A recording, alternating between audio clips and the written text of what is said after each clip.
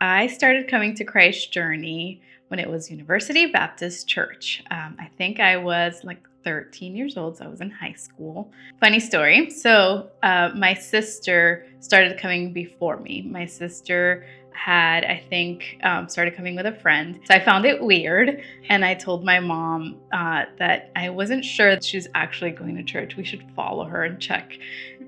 Somehow my mom followed my crazy prompt. And so we drove behind her and her friend to church.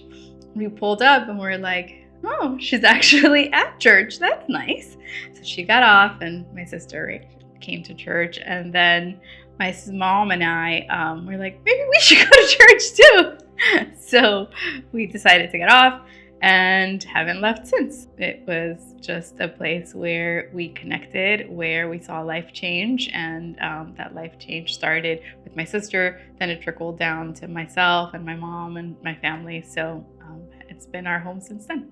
So I started coming to Christ Journey back then, also University Baptist Church, when I was about 5th or 6th grade. And I came through a mutual friend, Anthony Gonzalez, who used to be the youth pastor here, and his mom, Maura, who was also mutual friends with my mom. I started lingering around Anthony. We became friends. We didn't even speak the same language at the time. And I've been here also ever since, through kids camp, middle school ministry. It's where I met my wife. It's where I just enjoyed growing up and being influenced to be the man that I am today. So we met through Mark Lesher. I was living with him at the time. And Mark was at the time big into surfing and taking the kids over to Island Water Sports in Deerfield Beach. And so I got into that, and that's how I got into surfing. And then Vannia was attending Mark's young adult ministry encounter, because she's, so much more mature than I am. I was a senior, she was a freshman in college. And then, so we met up at one of the Saturday morning surf camp trainings at Deerfield Beach. Yeah, so that was our first oh, nice to meet you. Again, I was volunteering with Mark Lesher, part of the young adults ministry. I had just stepped into young adult, and so I was freshman in college and he was a senior. So I thought I was way cooler and way wiser. So when I met him, I definitely thought, I'm like, oh, that's a cute, sweet little kid. When we first met, I remember after surf lessons, we went over to eat lunch at Denny's, and I didn't have any money at the time. And Mark wasn't paying for anything. So I kind of looked over at her with like some I guess like big eyes, puppy eyes, and she actually paid for my meal. And she had a car at the time. I did not have transportation, so we kind of hung out, and I was pretty much just smooching off of her for rides. So she would take me to church, and I was like the cool senior kid, like hanging out with some college girl, getting rides everywhere. And fast forward a couple years later, towards the end of my senior year of college, then we started dating, and I finally got the courage to ask her out, and we dated for about a year. We're engaged for 6 months and got married at 23. Yeah, we've been married for 15 years.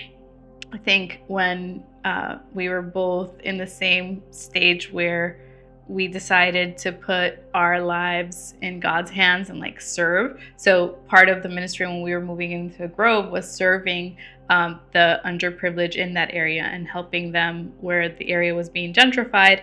And so I think it was allowing me to see him now as a man of God, living for God, having a mission after God. And it shifted from oh, this is my little buddy, to whoa, this is a man of God. And, we had an aligned vision for what we wanted in our life, and that I think changed our journey as buddies. The community here has been paramount from, coming from Cuba, not knowing the language, the culture, to, becoming a teenager and then a young adult into adulthood, and now being married and parents. every phase of life has been met with support when it's sought out. So when we were younger, I was very fortunate to have a very close knit group of friends from the church that allowed me to find my identity in Christ and not necessarily in the thrust of the culture. Um, so into college, those same friends, stay strong with me. Even to this day, I have some of those same friendships that I met. We were just having folks over our house the other day and playing a game. It's like, hey, how long have you known each other? And we're like, 1996, like choir tour, seventh grade. And she's like, I remember when you were just like a little Hispanic kid.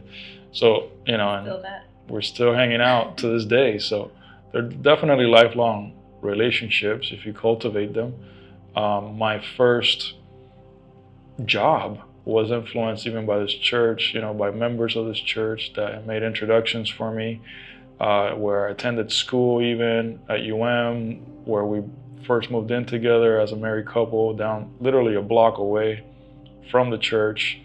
Vannia got to work here at the church for a little bit, and we bought our first home here in the Gables. And so we've been influenced in so many unforeseen and unknown ways. Our son attended also the school that is in the church. So this building carries a lot of importance and a lot of influence and just emotional just meaning in our lives.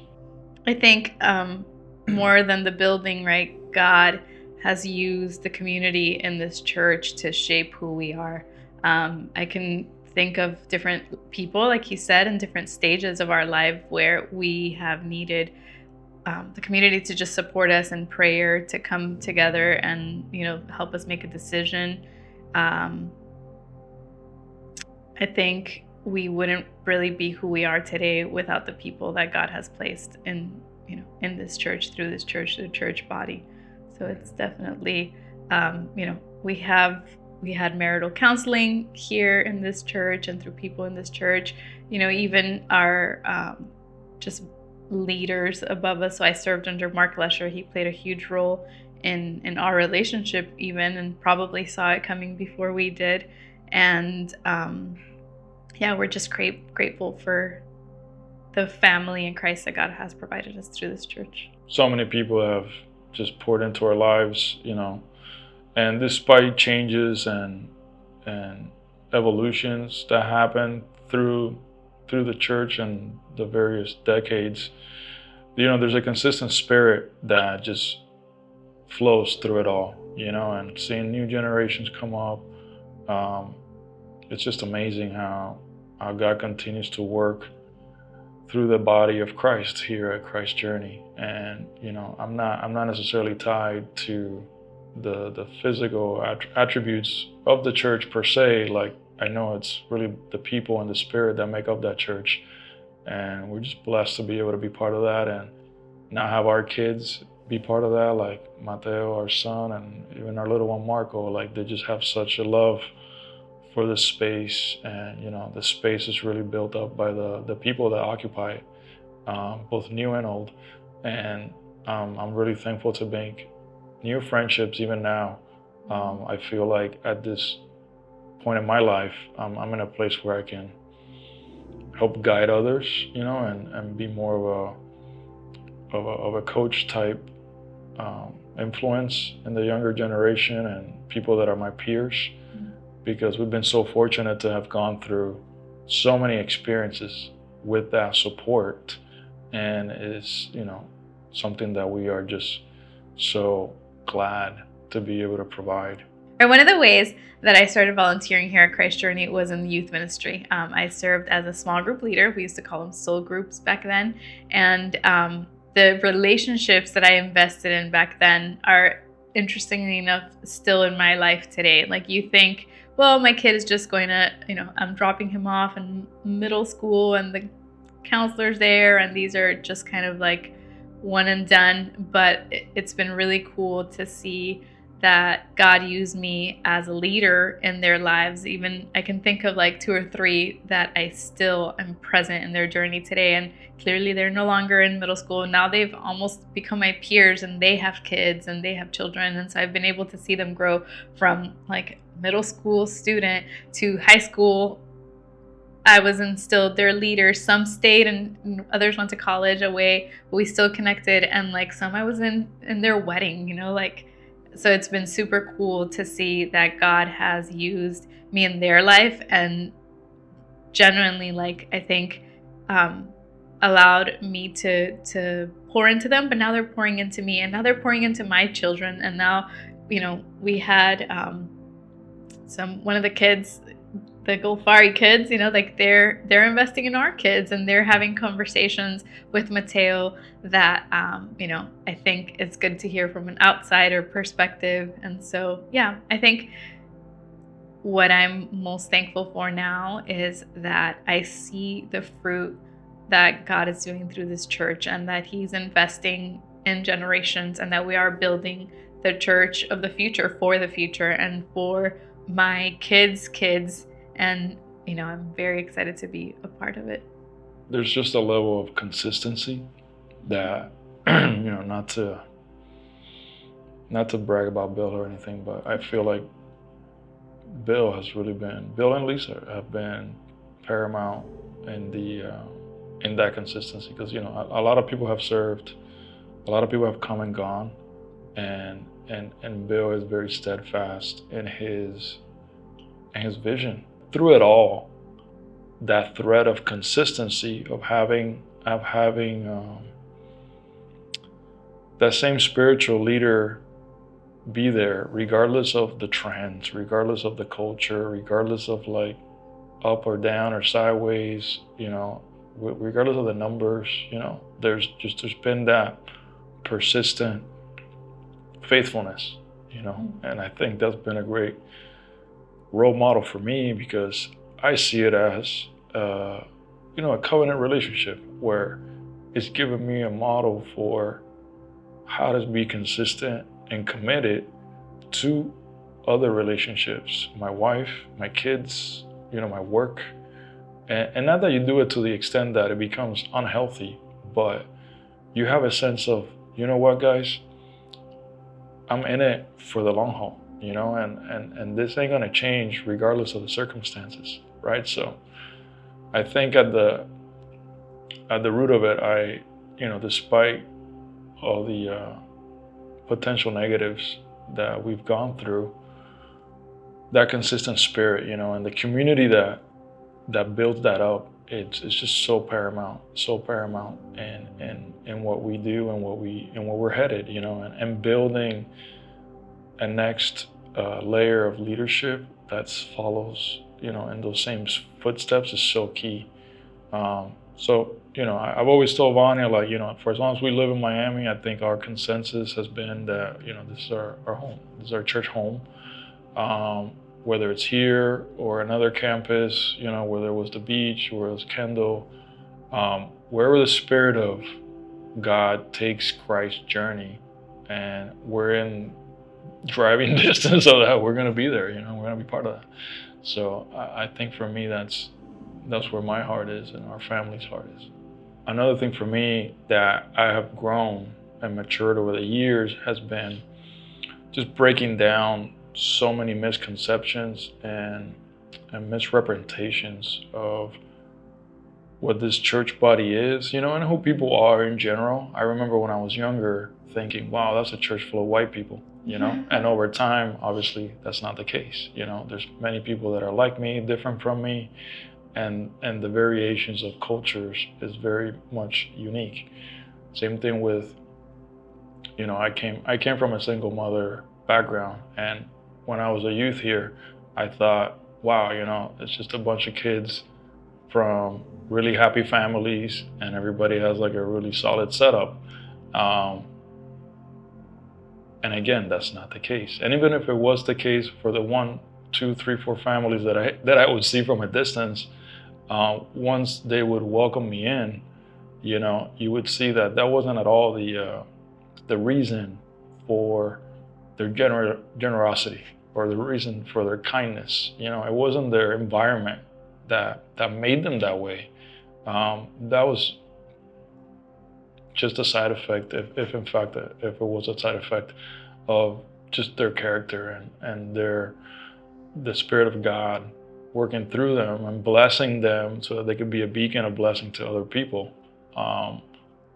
You know, I've been blessed countless times by those very same people that I, you know, characterized and made caricatures of, whether it's the people that gave to the camp scholarships. You know, I remember, you know, having that little bit of a stigma that, oh, you know, I'm the free lunch kid, or I'm only coming here because somebody is giving me a little scholarship deal. And, you know, over time, I could see from the other side of that, like, wow, you know, what a great gift. Because despite of the attitude of the recipient, like, there was still a seed planted that will bear fruit much, much later on. And so I'm very thankful that people give freely without expectation. People have given in the past for things that they have not seen come to fruition. I think we're asked to give now for things that we may not see come to fruition in our generation. And you have to do it with that spirit of generosity where, you know what, it's an open-handed gift, you know, and it's not for me to own or keep track of or see the return on investment. It's a calling to give something that it costs you something, you know, and give to God in a spirit of generosity. And so I've been blessed to have a lot of those prejudices broken down over the years. I'll say one more because this is so funny. Like, I remember again when I was a youth and in the high school camp, you know, I wasn't a jock. I'm not an athletic type person, but again, there was like this clique of like athletes, and I'm like talking to Caleb Lopez at the time. I'm like, Caleb, you know, who are these jocks over there? They're like all the popular kids. It's so annoying. And who's that old guy leading them everywhere? Like, it's just a bunch of jocks, football kids, you know? And plus they get all the girls. So I was really mad about that. And I remember instantly, Caleb takes me by the hand, walks me over to Joe Oliver, and says, like, without any reservation, hey, Joe, here's Miguel. He thinks you just hang out with a bunch of jocks and that you're this, that, and the other. What do you have to say to him about that? And that started a friendship with the Oliver family, not just with Joe, but with Joe Barron and Mike and Kenny and Keith and the rest of them. And that was my introduction to like the Everglades and the woods and doing weird, funky stuff that I would never do in my own, you know, culture. And understanding and having an appreciation for, like, wow, like, here's a family that's different from my family that is, again, like, willing to give and be open-handed with no reservation. And the only thing that kept me from that was my personal stigma of like, oh, they're different from me. Like, they're about that and I'm about this. And, you know, it took someone like a Caleb to kind of break through and be that mediator. And I think for us, I find myself in that role now, where people come with certain prejudices, either to the Miami or the culture or the faith even. And it's about breaking those down and letting them see the real people and the real individuals behind the faith, right? Like, it's not just a room full of hypocrites. Like, meet the person, get to know their name. It's not just a church full of white people or wealthy people or whatever other category we might put on it just because we're located in the Gables. When you dig into the history of our church, like, we were gifted land from Merrick. I mean, we have a very unique and beautiful story. And I think, you know, through the generations, we've been very good stewards of that. And we've been blessed to be able to expand that beyond just our immediate vicinity. And I think that's amazing. I think the blessing too of this church and that this church has is that we're placed in Miami. You know, Miami is a city that is so materialistic. Miami is a city that is so broken. Miami is a city that needs believers and needs churches to help the community know who Jesus is. And so we've been blessed to be able to connect to Miami, to know and love this city, and to know and love its people, to know and love those that are broken, to know and love those that need community. And so I think that's part of what keeps us here too. We love this church because this church loves our city, and we want to help Jesus be known in this city through us and everything that we have to offer. I think as a church, this Future Beckons campaign helps me be reminded that everything I have been given is not my own. Like, my children are not my own, my life is not my own, and my finances are not my own. So when God calls us to be challenged to hold things lightly, right? Like, we definitely have gone in our marriage through time of like great blessing, and we've also time of great loss. And when we've experienced financial loss, we've experienced just times that are harder than others, and we hold everything we have lightly. And so we're excited to be able to give of what we have and what God has given us to bless others through this campaign.